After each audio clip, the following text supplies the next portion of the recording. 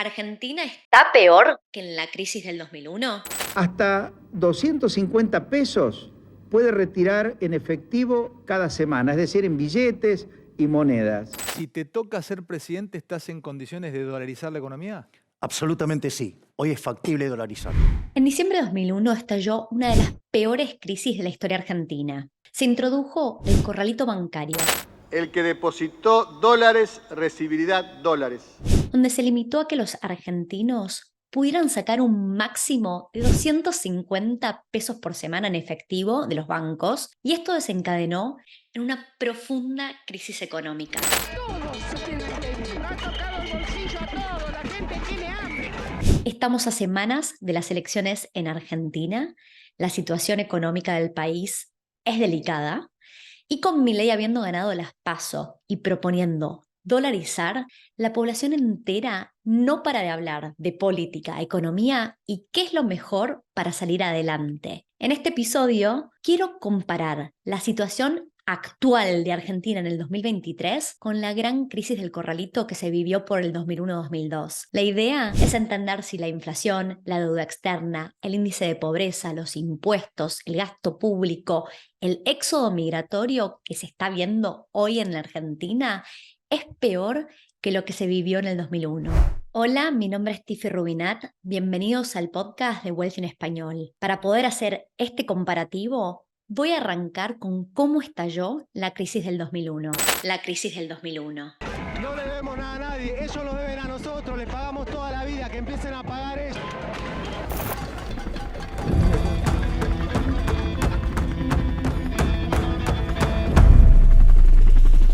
Argentina, como muchos países de Latinoamérica, viene aumentando su gasto público hace muchos años. Podemos decir que a mediados del siglo XX arrancó lo que se volvió la maldición argentina recurrente. Ese gasto público que en el tiempo crece y no para de crecer. Y como todos sabemos, si gastamos más de lo que generamos, tenemos un problema. En nuestro día a día de personas mortales comunes y corrientes, la solución temporal, y remarco la importancia de la palabra temporal, al problema de gastar más de lo que generamos, suele ser contraer deuda. Vamos y pedimos un préstamo. Obviamente, tenemos que repagar ese préstamo. Para poder repagarlo, toca modificar nuestros hábitos. Y las alternativas son achicar nuestros gastos y o generar mayores ingresos. Lo que nunca deberíamos hacer es contraer deuda y seguir gastando lo mismo o más mientras que nuestros ingresos no aumentan. Porque si yo ya no llegaba a final de mes cuando no tenía que repagar una deuda, ahora estoy todavía más complicada. Y es una deuda eterna. Es un círculo vicioso del cual es muy difícil salir. Los países como Argentina suelen considerar la alternativa del Fondo Monetario Internacional cuando el gasto público es mayor a los ingresos generados. En el escenario donde el FMI le presta dinero a Argentina y se cumple el plazo y el país no tiene los fondos para repagar la deuda, Argentina entra en un círculo vicioso donde tiene que contraer todavía más deuda para cumplir con sus obligaciones. Y eso es una alternativa solo si le prestan más dinero. Otra alternativa que tiene el gobierno es aumentar los impuestos. El gobierno anunció un aumento en la recaudación tributaria en el mes de agosto.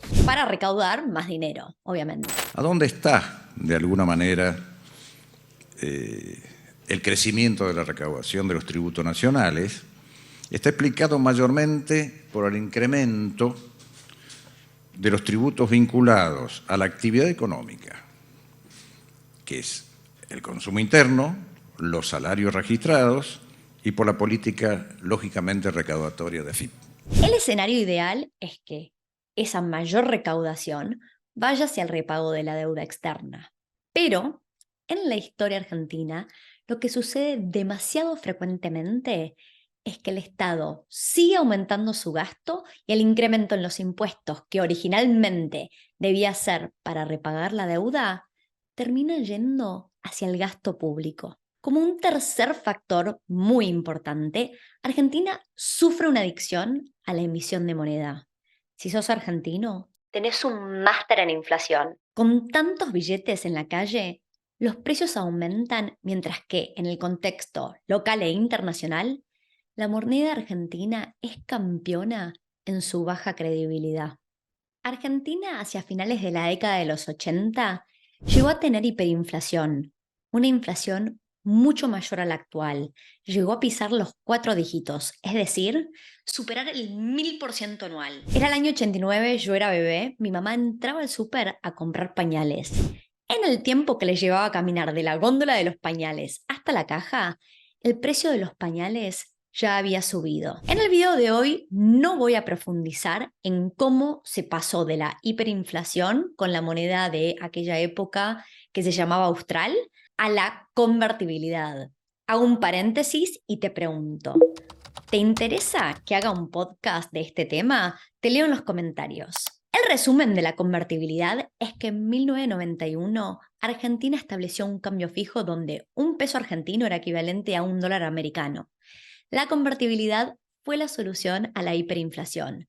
Lo que no resolvió la convertibilidad fue la reducción en el gasto público, que siguió subiendo. Para finales de los 90, Argentina tenía más de 7.000 millones de pesos de déficit público y más de 130.000 millones de dólares en deuda pública. Ya los impuestos eran altísimos y se imprimían pesos a lo loco. La economía se venía desacelerando desde el 98. Argentina estaba en recesión y cada vez los argentinos consumían menos y cada vez había menos trabajo. La tasa de desempleo subía, había marchas, manifestaciones y la gente tenía hambre. Era evidente que las cosas no estaban bien y todos los argentinos nos criamos en un sistema que está roto. No confiamos en quienes nos gobiernan, no confiamos en las políticas de los gobernadores, ni tampoco confiamos en nuestra propia economía. Lo que empezó a pasar es que la gente empezó a cambiar los pesos por dólares por el temor y la falta de confianza en la moneda y a sacarlos del banco. Los depósitos bancarios en Argentina, que a principios del 2001 eran de 85.000 millones de dólares, para noviembre del 2001 habían bajado a 67.000 millones de dólares. Esto es una caída de más del 20% de enero a noviembre. El gobierno de Fernando de la Rúa le pidió ayuda al FMI y obviamente el pedido del FMI fue que el gobierno recortara el gasto público para que las cuentas tuvieran un mínimo de sentido y pudieran prestar el dinero. En una economía en recesión, era un suicidio político recortar el gasto público. Y ya habían aumentado los impuestos y el déficit fiscal seguía creciendo. O sea, las políticas que habían implementado no estaban funcionando. Como cada vez más argentinos retiraban dinero de los bancos, se anunció el corralito. Hasta 250 pesos puede retirar en efectivo cada semana, es decir, en billetes y monedas. Supuestamente, esta medida iba a durar 90 días. La idea original del corralito era contener el retiro del dinero de los bancos para que los bancos estuvieran a salvo y el FMI viera la buena voluntad del gobierno y quisiera prestarle más dinero a Argentina. Te prometo que esta pausa dura menos de 1 minuto. Este episodio te lo trae LATAM, proud sponsor de Wealthy. Tanto LATAM como Wealthy buscan conectar a la comunidad latinoamericana. Personalmente, yo elijo viajar por LATAM cada vez que vuelvo de visita a mi país. A partir de septiembre del 2023 van a haber más vuelos disponibles conectando Australia con Latinoamérica. Además de volar desde Sydney a Santiago de Chile, ahora se suma la ruta Melbourne a Santiago de Chile. Si estás pensando en viajar, no te olvides de consultar las ofertas vigentes de LATAM. Ahora sí, seguimos con el episodio de hoy. ¿Cómo suele suceder con una buena parte de las medidas que toman los gobiernos, donde implementan políticas buscando un resultado y dichas políticas terminan teniendo el efecto opuesto al deseado? Es lo que sucedió aquel diciembre del 2001. Lo que debería haber traído tranquilidad y soluciones produjo la reacción opuesta de la población. Empezó una fuerte oleada de protestas o cacerolazos, como lo llamamos en Argentina. Yo tenía 13 años. Tengo recuerdos vívidos de lo que veía por la televisión. Estaba en vacaciones del colegio y obviamente tenía prohibido salir de mi casa. Durante mis veranos lo común era ir al club, ese año estaba prohibidísima la ida al club y la violencia iba escalando. Había saqueos. La verdad es que la violencia escaló a un punto que el 20 de diciembre del 2021, durante las protestas en Plaza de Mayo, murieron 29 personas y ese día Fernando de la Rúa terminó escapando en helicóptero de la Casa Rosada. En el espacio de 11 días, Argentina pasó por 5 presidentes. A de la Rúa le sucedieron Ramón Puerta, Adolfo Rodríguez Sá, Eduardo Camaño y Eduardo Duhalde. Rodríguez Sá, en su breve mandato presidencial, anunció que Argentina no iba a pagar la deuda externa. Todos sabemos que el país se encuentra en la más grande bancarrota de la historia. Tomamos la decisión de suspender el pago de la deuda externa. Duhalde comunicó que iban a ser respetadas las monedas en que fueron pactados originalmente los depósitos. Quiero decirles que van a ser respetadas las monedas en que hicieron sus depósitos. Es decir, el que depositó dólares recibirá dólares. El que depositó pesos recibirá pesos. Como ya sabemos, Duhalde no iba a poder cumplir con su promesa. Toda una situación extremadamente complicada.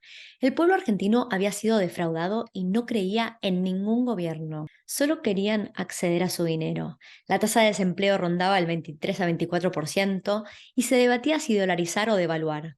Ponerle fin al 1 a 1 o al modelo de convertibilidad de los 90. Se llegó al consenso de devaluar y aparecieron 2 tipos de cambio. El cambio oficial para las importaciones y exportaciones y el cambio libre determinado por el mercado, que hoy en día conocemos como dólar blue. El cambio oficial se estableció en $1 equivalente a $1.40. En los primeros días de enero de 2002, el cambio libre empezó siendo $1 equivalente a $2.35. Para el 9 de enero se anunció el corralón. Duhalde transformó en pesos argentinos todos los depósitos y los créditos del sistema financiero argentino denominados en dólares con el nuevo tipo de cambio. Al especificar, quienes tenían los ahorros de toda su vida en el banco, instantáneamente acababan de perder una buena parte de su valor. El dólar oficial llegó a los 4 pesos, pero se estabilizó alrededor de los 3,60. Con 13 años me excedí a entender cómo, en cuestión de meses, la plata, el dinero, había pasado a valer $1/4. Otro de mis recuerdos es ir a comprar los útiles escolares en febrero del 2002 y como mi mamá no tenía efectivo, pagó un monto súper bajo con un cheque. Todo era una locura. Claramente se pausaron los viajes al exterior porque la devaluación de la moneda significaba que el resto del mundo era carísimo para los argentinos. Lo que yo no me podría haber imaginado en aquel momento es que el cambio 4 pesos, $1, que me parecía una locura, 20 años después, iba a estar arriba de 700 a 1. Yo emigré en el 2015 y el cambio en aquel momento era 15-1. Cuando volví de visita en el 2017 ya me costaba entender el valor de las cosas. Volví 5 años después, en diciembre del 2022. No solo la mayoría de los billetes eran nuevos para mí, sino que la cantidad de billetes con los que salía a la calle era inexplicable. Como todos los negocios prefieren efectivo, es común que te ofrezcan descuentos por pagar con efectivo en vez de usar tarjeta de crédito o de débito. Con mi pareja, un día entramos a un local de ropa y nos quisimos comprar un buzo cada uno, de precio súper normal. Tuvieron que usar una máquina para contar los billetes. Nada hace sentido. Volviendo al 2002, la inflación durante ese año fue del 25% anual, obviamente atada a la emisión monetaria del gasto público. La buena noticia es que Argentina ya había tocado fondo, la economía se empezaba a mover y empezábamos a salir de la recesión. Las propiedades estaban descontadas y para quienes tenían dólar billete, había excelentes oportunidades de compra. Hablemos ahora de la inflación. ¿Qué voy a hacer el presidente que derrote a la inflación?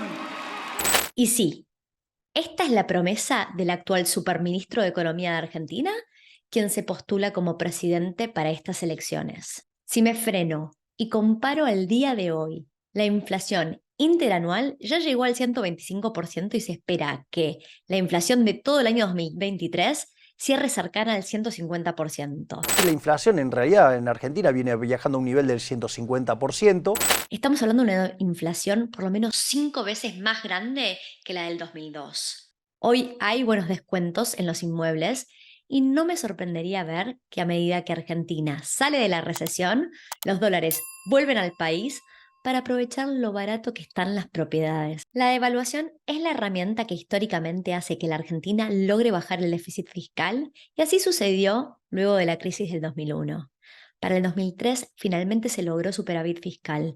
Durante ese año se introdujeron las retenciones a las exportaciones, que fue lo que le permitió al país llegar al superávit fiscal del 0.5% en el 2003. Pero en los últimos 61 años solo hubo 6 años en que Argentina tuvo superávit fiscal y 55 años de déficit. Claramente, un sistema que no funciona. Pero más allá del superávit fiscal, el índice de pobreza para el 2003 llegaba al 54% y aclaró que esto es un número que varía según la fuente y había aumentado con respecto al año 2002. En el 2022 el índice de pobreza llegó al 39.2%, que es un porcentaje muy alto de la población argentina y muy triste, pero no tan alto como en lo peor de la crisis del 2001. Con la crisis del 2001 se vivió una fuerte ola migratoria. Se estima que en el periodo que va del 2002 al 2008, 800.000 argentinos emigraron.